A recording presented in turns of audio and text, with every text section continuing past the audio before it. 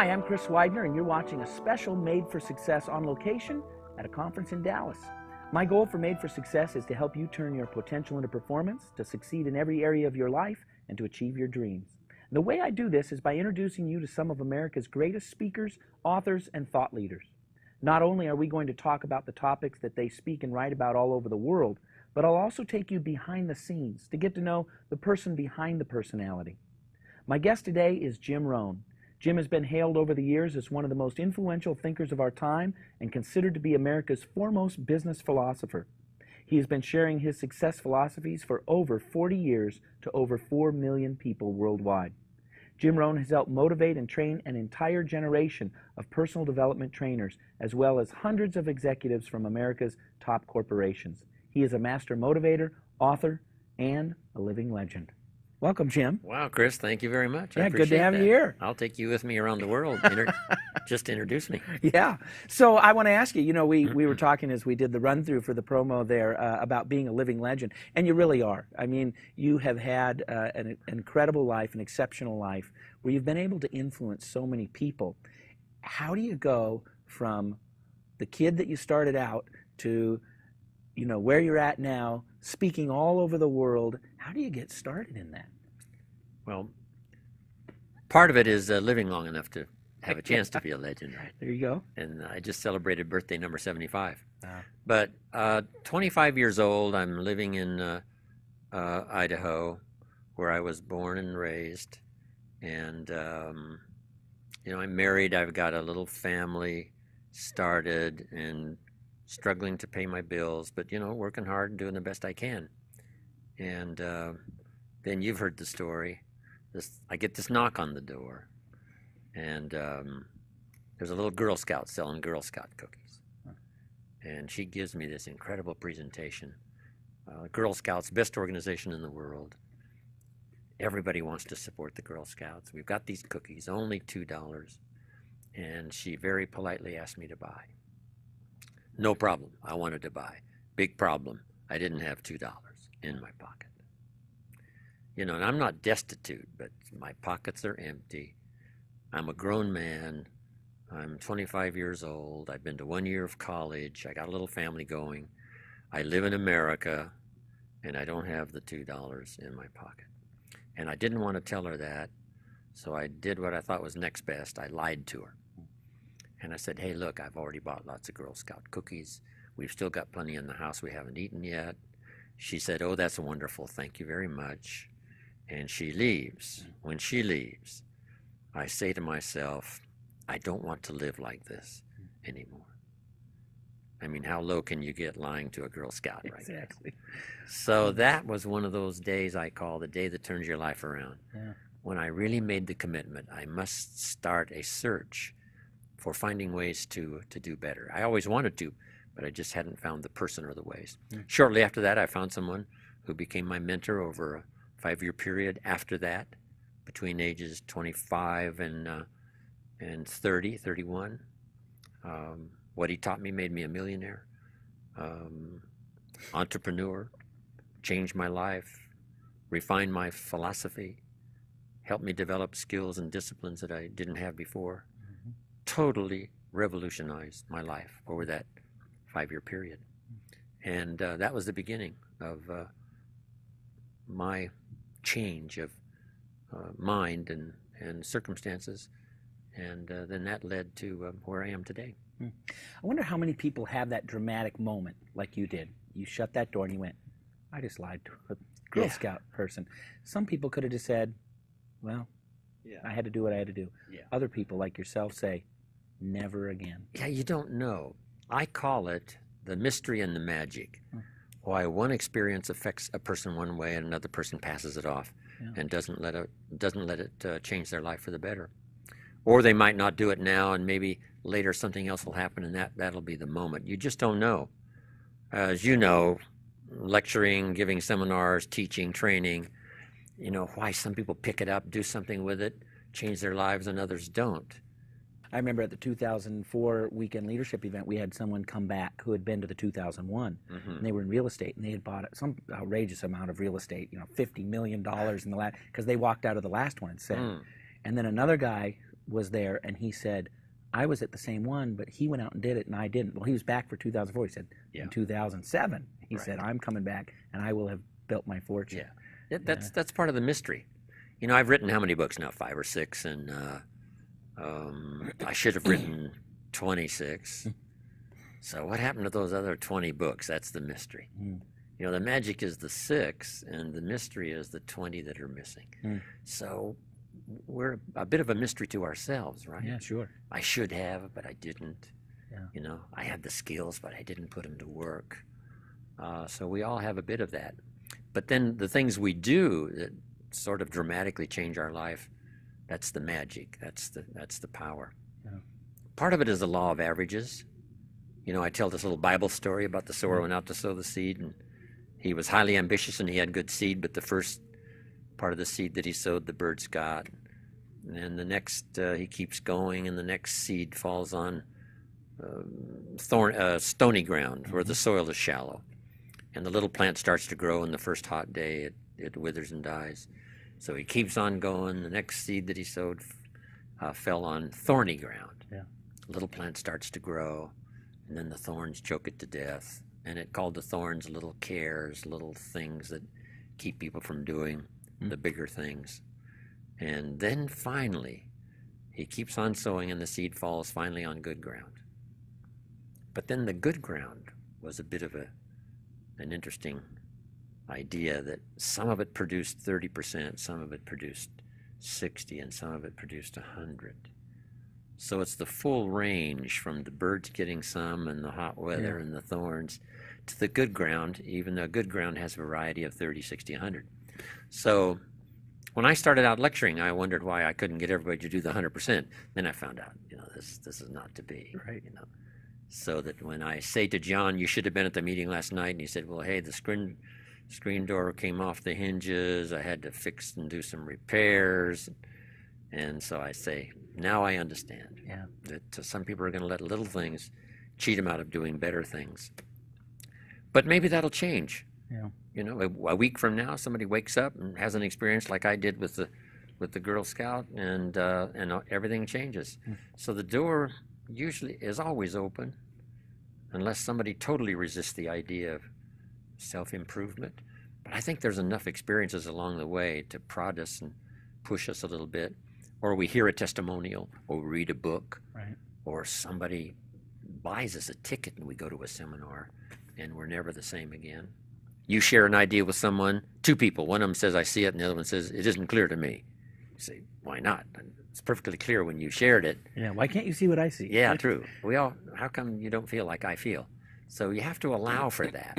And then we have to allow for it happening even in our own experience, like me with the missing books. I should have, and I didn't. I let it go, and I should have picked it up.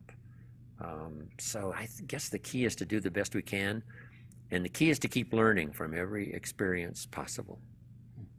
Our own personal experiences, or from someone else's experiences, by sermon, the lyrics of a song, a personal testimonial someone gives you sitting at Denny's for a Tuesday morning breakfast, and something clicks and something happens. You never know. Yeah, those moments are kind of a mixture of everything coming together, right timing and your own personal circumstances. So you end up going to work for Earl Shelf, and you had lots of lessons to learn. What were over some that of those? 7-year period? He was with me about 5 years, then he died, but at the early age of 49.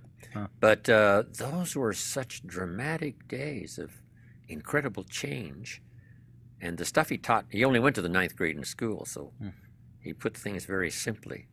For the excuses I gave, he said, no, those are not the reasons. I said, things cost too much. He said, no, you can't afford them. You know, little philosophies like that opened my eyes to see. What was the story where you brought him a paycheck? You said, this is all they pay. Yeah, this is all they pay. He love says, this. no, this is all they pay you. I thought, oh, you're right, I guess. He said, don't some at the company make 3, 4, 5 times this much? And I said, well, yes. And he said, well, this is not all they pay. This is all they pay you. Yeah. If you qualified for the 10 times this, wouldn't they pay you that amount? And I said, I guess they would, of course. He said, well, let's go to work on that. Yeah. We don't have to go to work on the company for more pay. We got to go to work on you to become more qualified. Yeah, they have pay structure already set up Yeah, for some already people. set up. You got to fit into that. And then when in my lectures, I show this little economic staircase, ladder to climb. Yeah. Starts at $5 an hour and goes all the way up to 32 million for 1 year. Right. 1 year's annual income.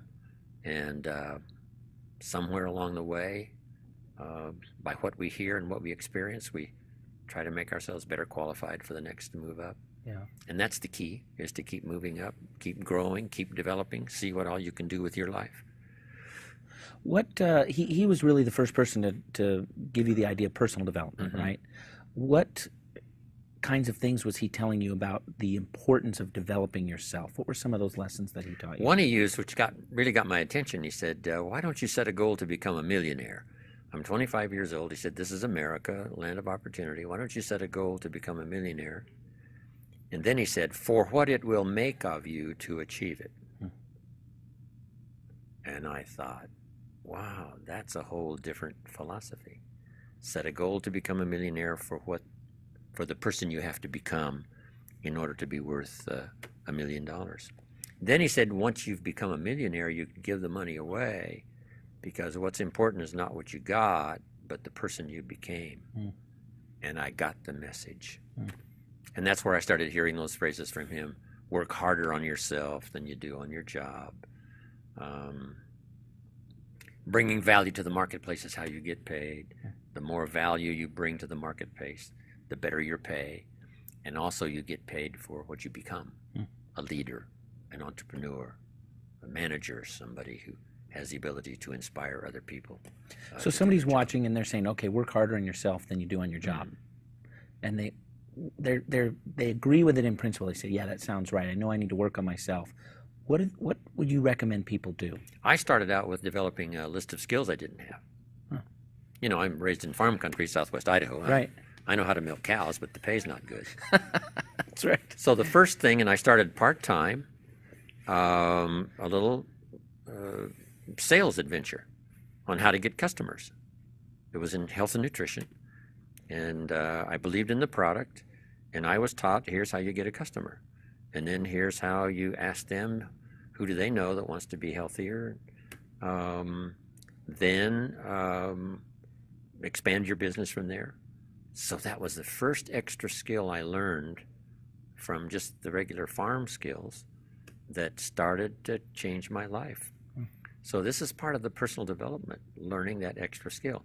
In my seminars, I now teach, in the 21st century, you need more than one skill. One is for economic safety.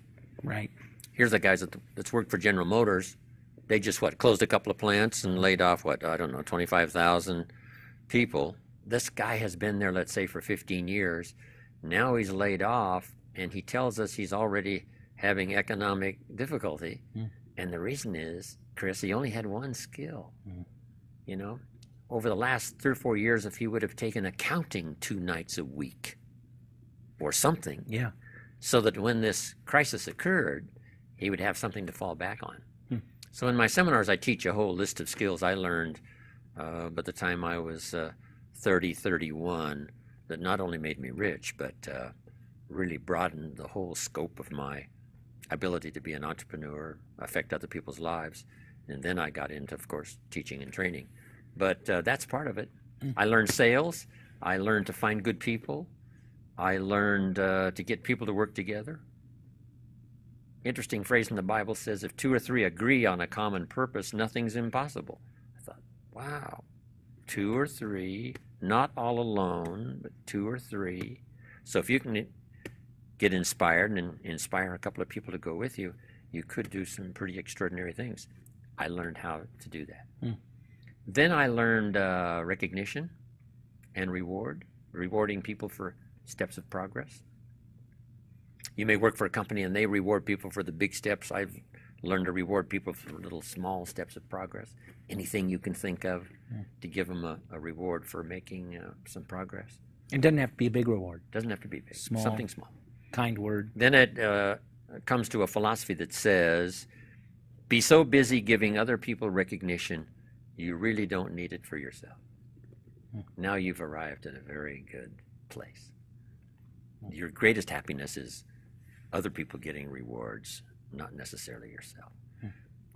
But then Zig comes back with the old philosophy that's so true.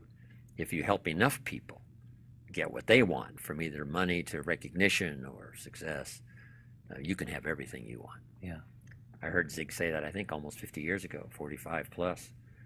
And when he said, you can have everything you want, I underlined the word everything. Because you could want a lot, and right? I said, hey, I think Zig is right. If you help enough people get what they want. Yeah. But that's another skill. Then I think the ultimate skill is the skill of communication. And I divided that one into 3 parts. One is training, right? Showing somebody how to do the job. Next is teaching.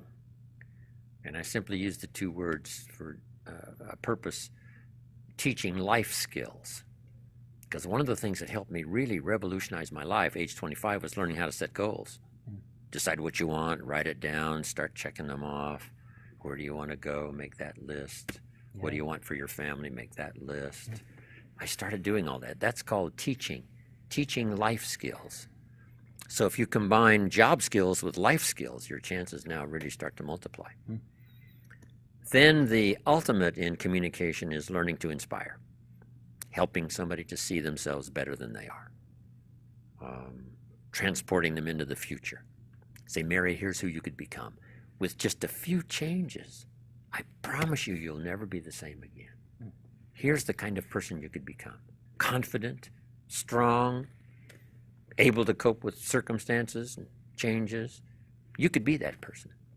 So do you think that is something that anybody can do? I mean, typically when people think of leaders, they think of the heads of, captains of industry and presidents and, leaders of social movements. Is that something somebody do, middle management in their own career, parents? Sure. Parents should even learn to do it at home.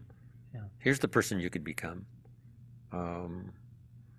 We try every means possible, right, especially for our children, to expose them ideas that we know we translate best we can, or from church, or hopefully from school, from the neighborhood, from the business community where they might get a job and go to work.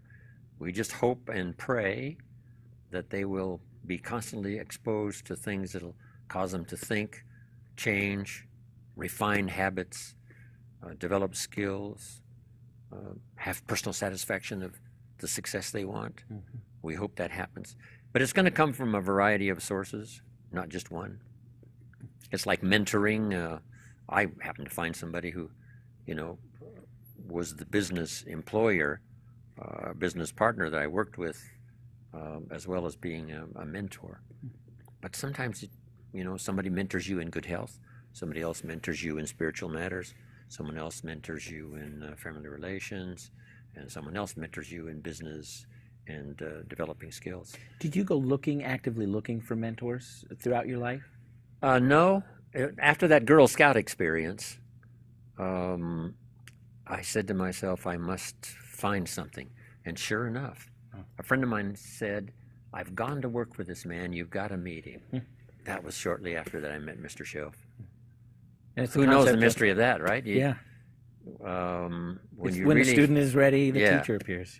When you have that determination, it seems like things start, happening and coming your way. At least the odds are better. Everything's a matter of odds. But if you do certain things, I think you can increase your odds that better things will happen for you. So after you became successful in your business, then there was a phone call. You got a phone call, right? And somebody said, hey, come and talk to us. Yeah, I moved to Beverly Hills. Because that's what you should do when you become successful, right? We're also a kid from the farm country of Idaho moved to, if you got rich, Beverly Hills. So when I get there, a friend of mine said, you've got to come and tell your story to my service club. You belong to the Rotary. And he said, if I arrange this breakfast meeting, I think, or a luncheon meeting, he said, would you come, just do a little 30-minute talk and tell your story? And he said, we'll call it Idaho Farm Boy Makes It to Beverly Hills. I said, okay, suits me.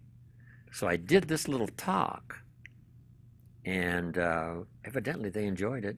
Before the day was over, I got a couple more invitations. You got to come talk to our service club, tell that same story, share those same ideas.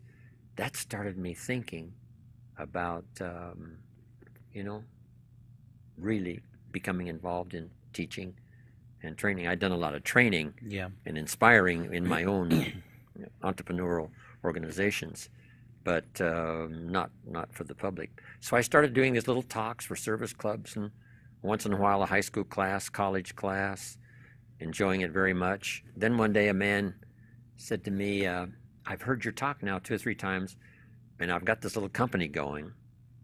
And he said, if you would come make a presentation, I'd be happy to pay you. And I thought, incredible. There's a job. Yeah. Could I really share my story and get paid? He said, I'll be happy to do it. Wow. So I did that. Then that led to another one and another one. Then later on, the idea occurred, why not have some representatives out selling tickets to come and hear a public seminar. Yeah. And we finally put that together. And that was, all those many, many years ago. Tell us a little bit about that. This is a kind of a peek behind the scenes of, because you're really one of the pioneers, you and Zig and some of the other folks, Cavett Roberts and some of those.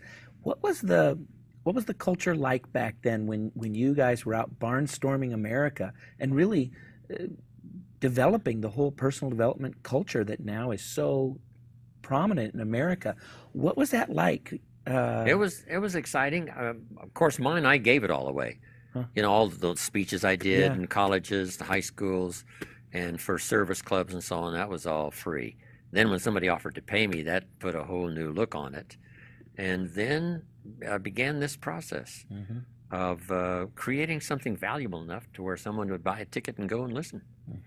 And those were exciting days. The first one I did for pay, I think I had about 45 or 50 participants that bought tickets. A lot of them were friends of mine that I'm sure bought because they were friends of mine, but there were some others that, legitimately bought at the Beverly Hilton Hotel in Beverly Hills. And that first public seminar for people buying tickets, I think, was 1961 or 62. Wow. 1962. Wow. And then it started growing from there. Yeah. And developed to where I am now, traveling the world and telling my story and still sharing ideas. Yeah. But it was a fantastic time. What do you, Earl Nightingale, right? Yeah, Some of right, those way Earl. back in the beginning. Napoleon Hill, with his lecture series way back before, was probably one of the first. They started calling it self-help movement. Yeah. And then came along the phrase personal development. Schoaf talked about personal development. Work harder on yourself than you do on your job, he said. Yeah. If you work hard on your job, you can make a living, which is fine. If you work hard on yourself, you can make a fortune, which is super fine. I thought, this is good philosophy. Yeah. So did you guys ever get together and do big events with, you and Zig and Norman Vincent Peale? He Yeah, was finally, around. over the years. American Sales Masters, some of All those. of that, way back. That goes Yeah. way back. Huh. Yeah. I remember the first time I did a multi-speaker. I think it was in St. Louis. It was about, 10,000 people there in one of the big auditoriums. Zig was there, and I was there. Norman Vincent Peale was there, a couple of others. And this is the time when Zig said to me, he said, Jim Rohn said, you got to pay attention, and you got to really be good today in your presentation. Because he said, if 10,000 people turn on you, it is going to be a difficult day. Words of wisdom. Intimidated me, so I get up to speak, and I'm looking up in the balconies, and I'm saying, I got to do my best. Zig may be right. If I don't do well, I will incur the wrath of these 10,000 people. But that was that was good advice. I learned along the way to pay more attention to the audience. Way back in the early days, I was more absorbed in my lecture and what I was having to say. People could have left, and I probably wouldn't have really known it. But then I got to where I could look up and find out what's going on out in the audience, and are they getting it, and is it coming across? And I teach that now in some of my seminars. Yeah. When you think back to those speakers, who really stands out in your mind as being somebody that you really admired and respected? Yeah, Zig Ziglar was. We've traveled, gone to other countries to lecture on the same venue.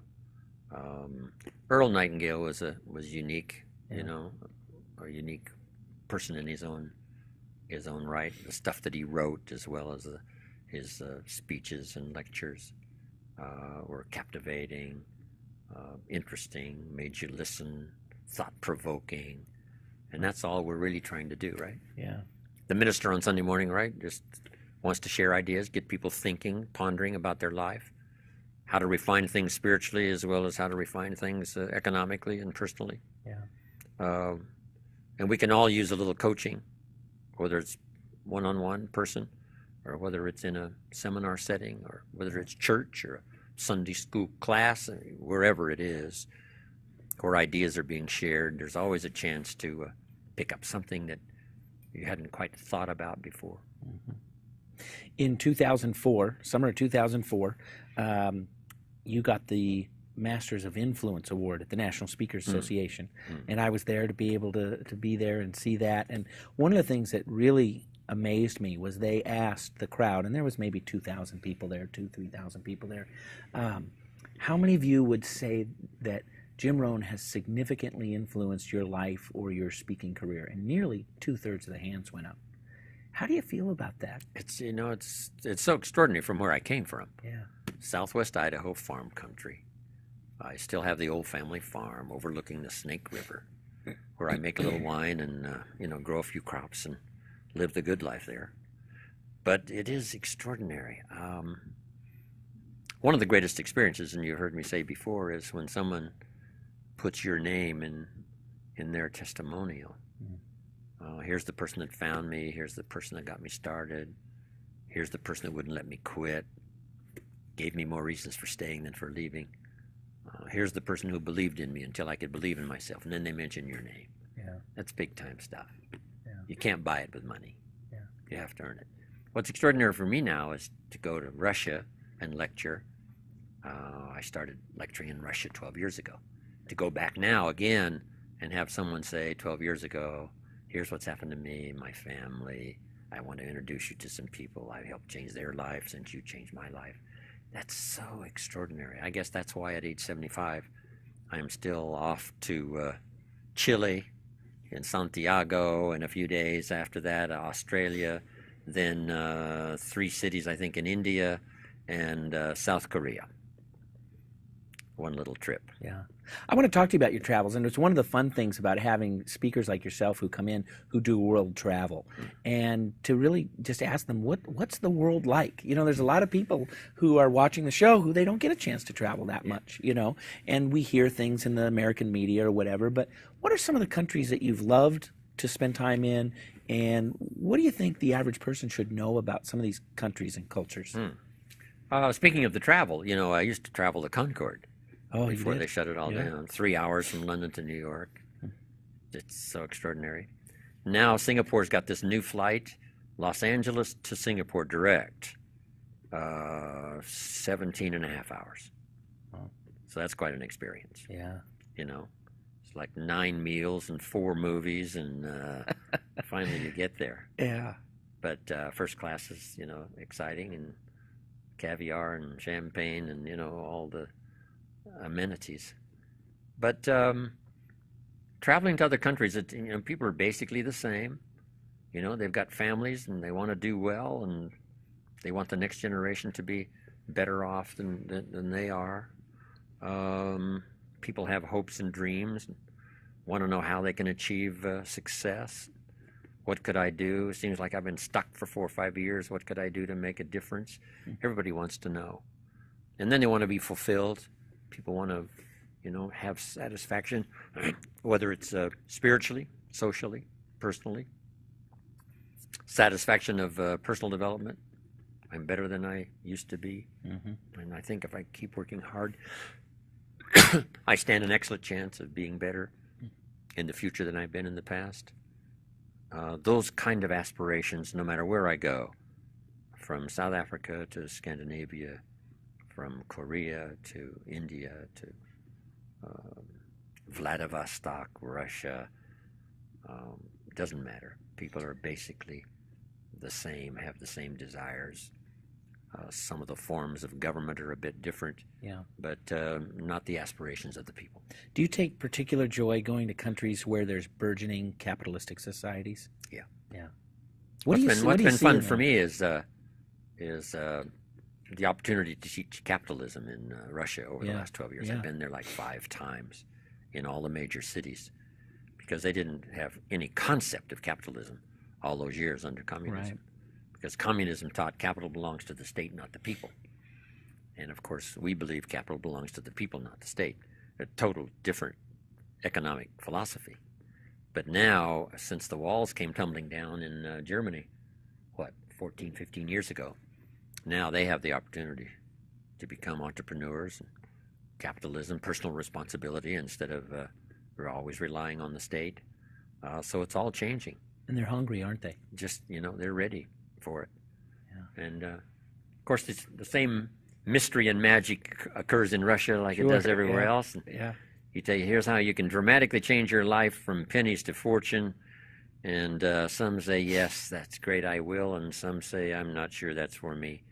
And I have to learn to accept that, right? Yeah. I want to talk a little bit about kids, because you have a lot of thoughts and theories about things that kids should learn, lessons they should learn. Tell us about some of those. One of the easiest is capitalism, because I use it even in Russia, teaching capitalism, that even kids can, become capitalists. Yeah. Because all it involves is, here's a 12-year-old. Couldn't he search the neighborhood? Doesn't have to be 12. 7 or 8.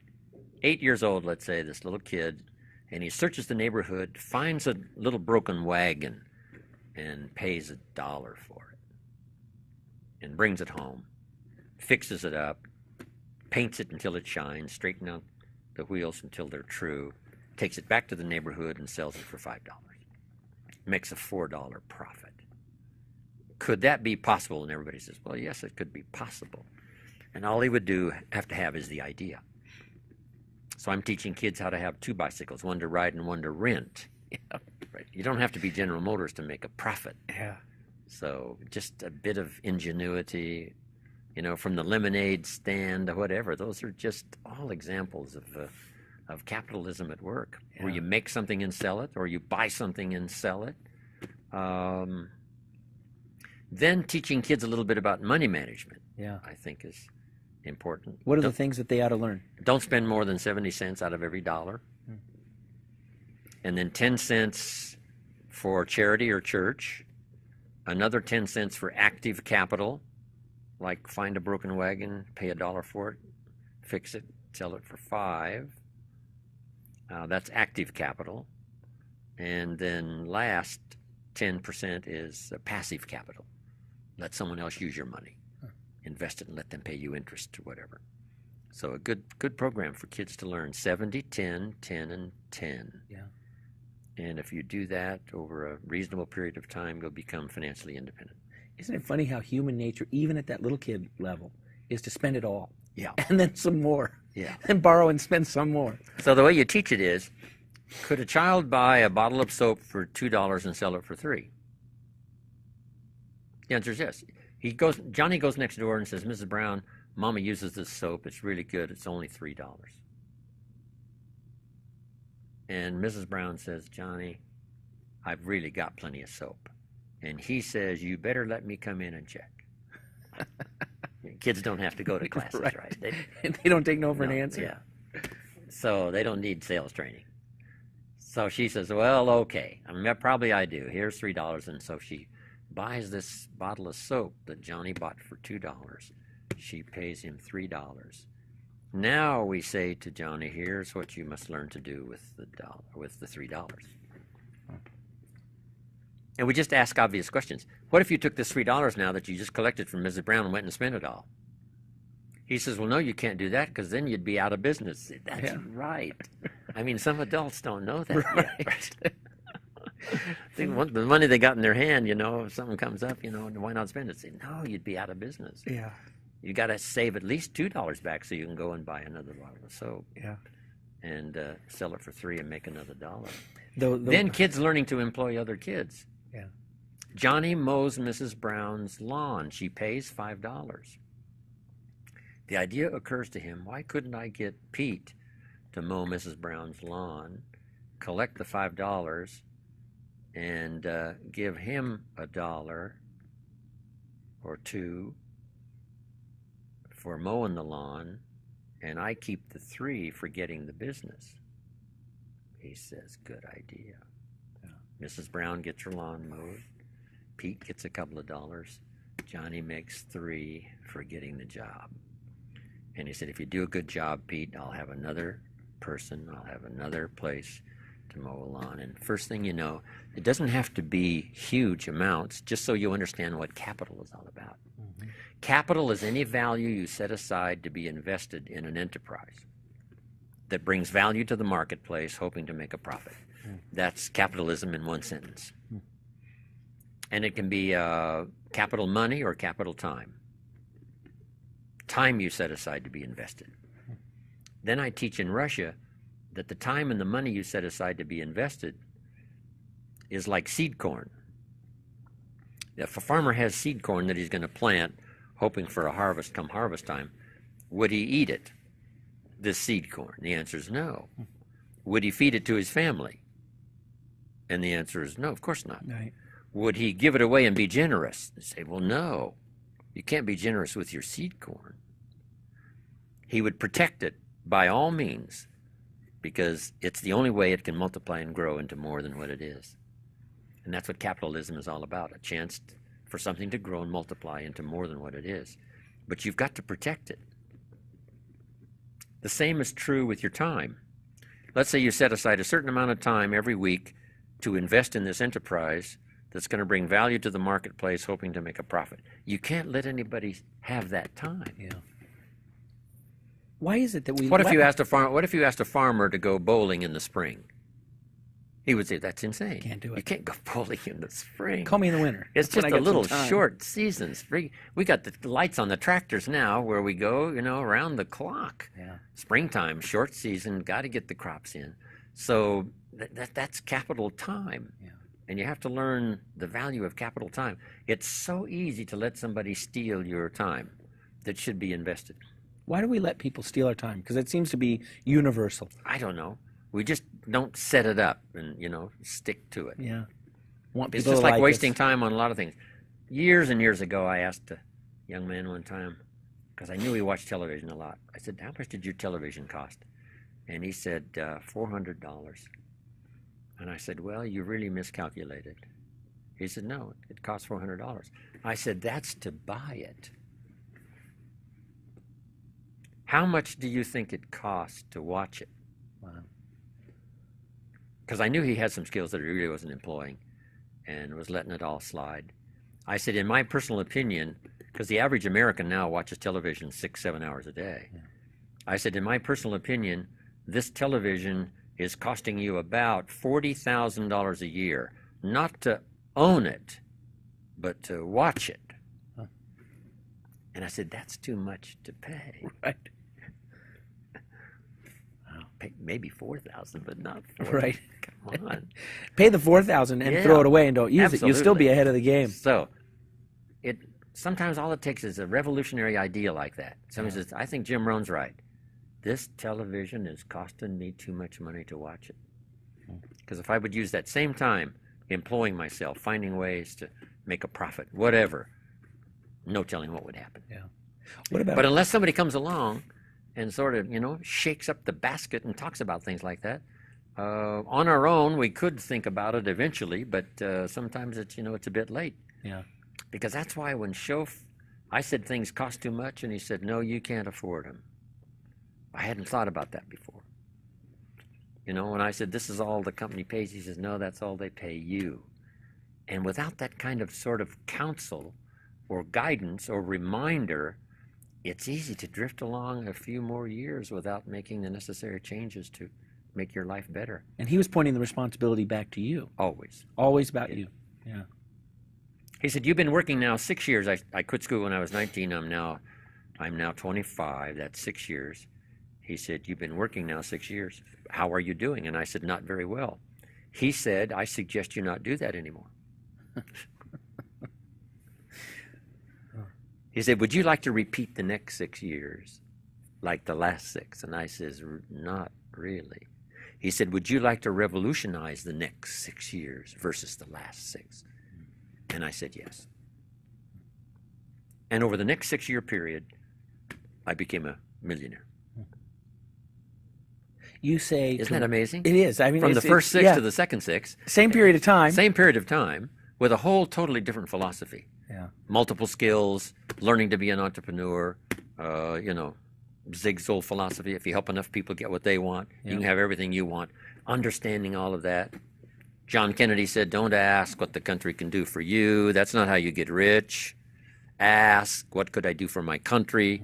Starting with my neighbors, starting with my family. Is there some service I could render, some product I could represent? What could I do for the people of the country? And if you start thinking about that entrepreneurially, now you can have some extraordinary life change. And it happened to me over that next 6 years versus the last 6. What a difference. And the difference was not the country. You don't have to leave the country. And the difference was not the economy. The economy that second 6 years of my working life was about the same as it was the first 6 years. So the difference was not, and the difference was not circumstances.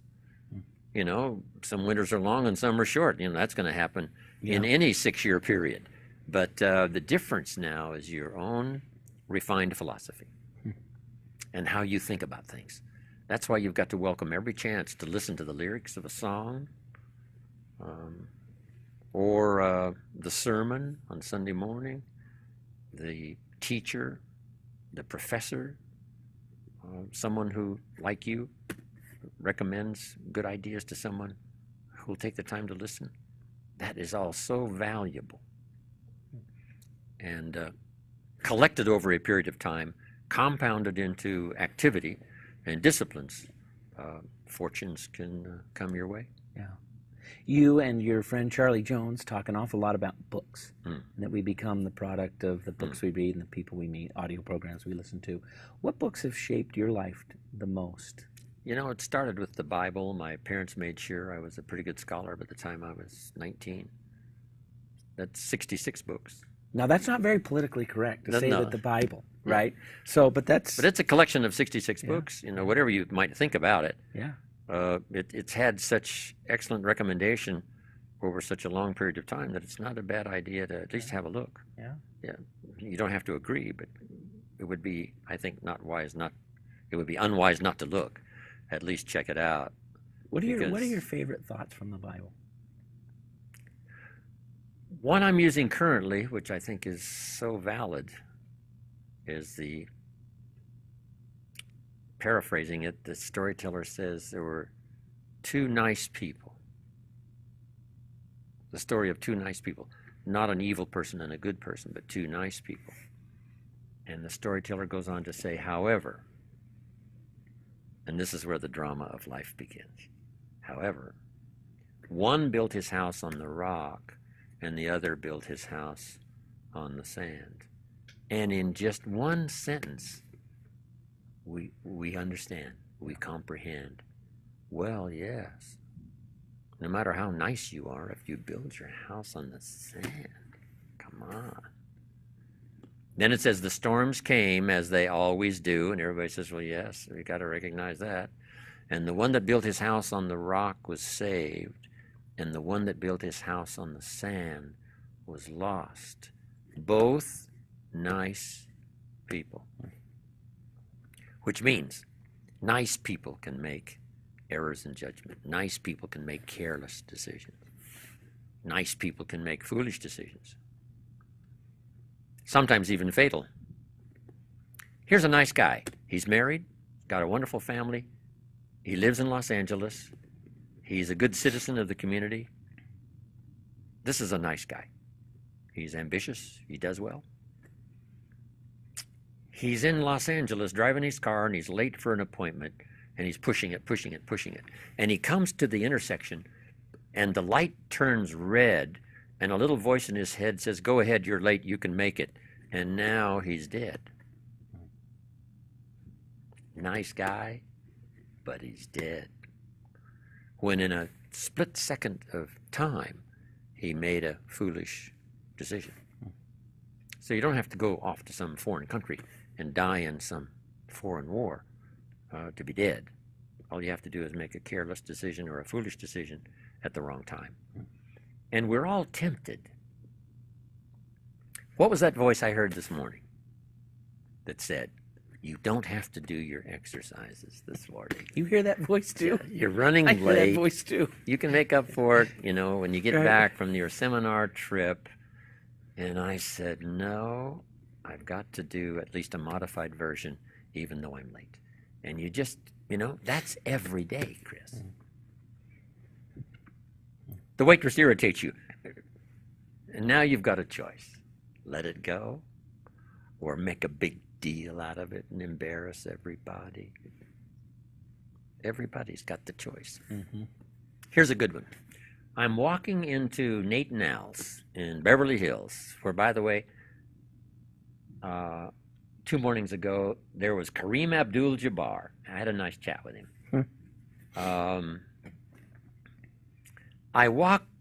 Before I walk into the restaurant, I've got 2 quarters to put into the machine to get my paper. A man walks up just ahead of me, puts in 2 quarters, opens it up, takes out his paper, and he holds the door of the dispenser open and says to me, go ahead and take you a copy. Said, the newspaper can certainly afford it. And he offered for me to take my Right. newspaper for free. What do you do? Yeah. Here's a nice person. I got a judgment call to make. Fortunately. Maybe because Mama was watching. I don't know. No, my upbringing. I said, no, thank you. And he looks very shocked. Said, okay, closed the door, and I put in my 2 quarters and got my paper. Because the key is, if you take the free paper, it could affect you for the rest of the day.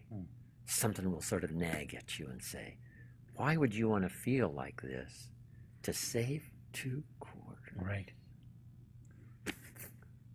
And sometimes when you do it, now that's a good lesson, and you won't do it anymore because you just don't want to feel that way anymore.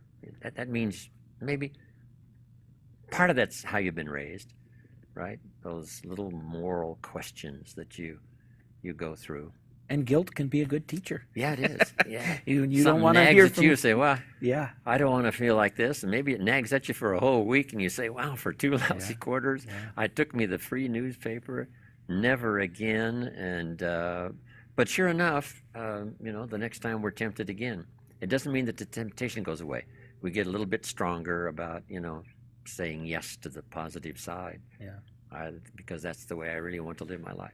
After the Bible, what other books would you recommend for people to pick up that shaped and influenced your life? I'm big on Shakespeare, and Think and Grow Rich changed my life.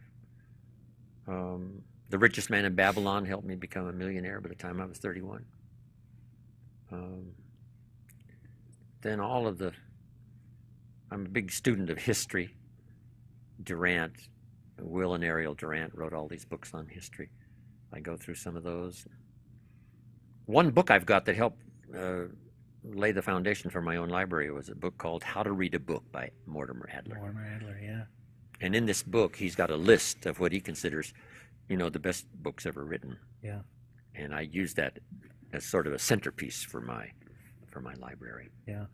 Did you ever meet David Schwartz, Magic of Thinking Big? No. Never met him. That's a good book. Yeah. Terrific book. Yeah. Huh. And then there's a book that years ago when I was in my late 20s, As a Man Thinketh by James Allen. Yeah. Where each sentence is almost like a whole seminar. Short little book. Yeah. But dynamic. Yeah. In its effect. Become a good reader, I say now in my seminars, right? The books you don't read won't help. 2 books a week in a 10-year period, and you've read 1,000 books. Wow. And if over the next 10 years you read 1,000 books, it will dramatically affect every phase and part of your life. Yeah. You talk about the 2 pains Everybody has to experience one of two pains. And I think that it's one of my favorites that you talk about because it's so profound and it's so true and it's so final. It is universal. You will experience one of the two pains. Can you talk a little bit about that? Yeah, the little illustration about the newspaper is a good illustration. The pain of discipline or the pain of regret. Go for the discipline because it weighs ounces. The regret weighs tons because it can accumulate. Discipline versus regret. The discipline could be painful, but the regret is usually an accumulation that could eventually become overwhelming. So better the discipline now. But it's true in real life. If you discipline yourself to plant the crop in the spring, you now have a chance for a multiplied harvest in the fall. What you don't plant won't multiply. What you neglect. I neglected to buy from my friend 8 years ago. He offered me this little tiny condo, 1 bedroom, little small place in Carmel, California. Yeah. Ron said, I want $80,000 for this condo. I said, Ron, that's insane. Nobody's going to pay $80,000 for this condo. He said, okay. If you change your mind, let me know. I'm ready to sell. Well, I didn't buy. And he put it on the market last year, toward the end of last year, for $650,000. That was one of those times I should have listened to the positive side of the voice that said, why not buy? And he kept it for another 8 years, right? So in his prayers every night before he goes to sleep, thanks to good Lord, I didn't buy this condo. $80,000 to $650,000. Wow. Everything's lessons to learn, right? I could have, I should have. I'll do a better job in the future of making wiser decisions. That's the best counsel we can possibly have. Yeah. Whether it's a bit of waste of time that we could tighten up on or whatever it is, why not do it? Then I think one of the greatest joys for me, and of course I've made it now, it's become a business, is passing along and sharing ideas with others that have profoundly affected your own personal life. It's a great joy, whether I do it in Novosibirsk, Siberia, or whether I do it in South Africa or India or anywhere in the world. The opportunity that if you say something uniquely enough that it could affect somebody's life or begin the process of affecting somebody's life, it's an awesome experience. Yeah. You have a list of things that people should do. Everybody should, what is it, have a Manhattan in Manhattan? And oh, yeah, those life experiences. Those are fun. Yeah. What are some of those experiences you think everybody should do? Drink a Manhattan in Manhattan, yeah. You should have Australian lobster tails in Australia. Yeah. You should eat Boston baked beans in Boston. Right.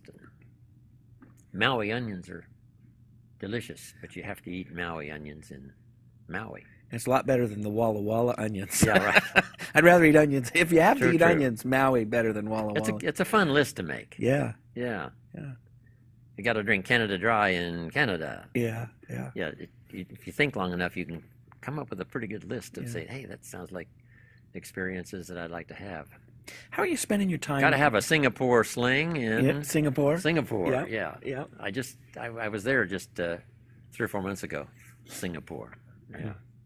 It's a fun list, and it's just check them off. Yeah. But then I talked about, you got to drink in an Arizona sunset, and walk the white beaches of Carmel, and just start making this list. Let it inspire you. Yeah. I started teaching this a long time ago, and it's surprising how many people come up to me and say, I've added to my list. I'm working on the list. 20 years ago when I heard you say this. Here's some of the places I've gone. I probably never would have gone if I hadn't have heard your seminar. That's exciting. Yeah. You got to have an Idaho baked potato in Idaho. Yeah. You're spending a little You bit can of time have one in Idaho, Beverly right? Hills, and it's okay. But make the trip. Yeah. Just to say, I had an Idaho baked potato in Idaho. Yeah. So how are you spending your time now when you're not traveling? You, Well, I used to ride the Jeep trails on my dirt bike, but my daughter finally persuaded me. Daddy, she said, age 75, I'm not so sure. So that's sort of passing away. But I used to love to do that. yeah. It was one of my getaway times, up on top of the mountains, riding the Jeep trails, and either alone or with somebody, and good way to get away. Yeah. No traffic lights. Time alone, I think, is really essential. Sure. To get away, contemplate, think, wonder. Something I'm doing now is working on the multi-purpose seventh day. Huh. It says, work 6, rest the 7th, but I'm calling the 7th day now multi-purpose. Spirituality and friendship and getaway and so on. Yeah. But I'm also saying, Chris, that 7th day should be a little bit of time spent reviewing the last 6 days. Huh. Who did I not meet? What didn't I do? What did I miss? What should I tighten up? And then make better plans for the next 6 days. Huh. I'm going to catch up the next 6 days, some of this that I've missed the last 6. So that's part of the multi-purpose of the 7th day. Review 6, get better ready for the next 6. Yeah. Well, this has been fascinating. 57 minutes, and we could have been here all day, and sometimes we do. We go to the all-day or the 2-day Jim Rohn seminar, and so I just want to say thanks for coming in and spend a little bit of time and giving us some of your stories that you tell all around the world and truly have impacted so many lives, including my own, and I appreciate that very Thanks, much. Chris. Yeah. I appreciate it. Yeah. It's fun to be here. Thanks. I'm Chris Widener. That's Made for Success. Thanks for watching, and we'll see you next time.